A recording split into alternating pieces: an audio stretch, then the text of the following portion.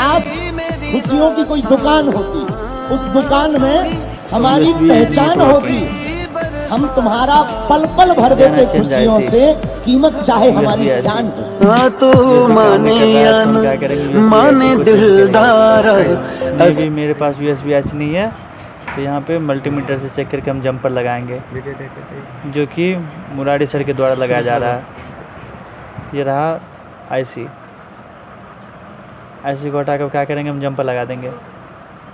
Jumper लगा के अब ऑन कर रहे हैं अपने लैपटॉप को। देखिए आप लोग, जंपर लगा के ऑन कर रहे हैं। जो प्लस वाला होता है उसको ग्राउंड करते हैं, तो ये मेरा कंप्यूटर लैपटॉप ऑन हो जाता है।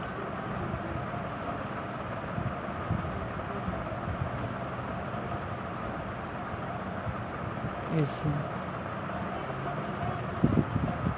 ऑन हो गया। अब मेरा USB काम कर जाएगा।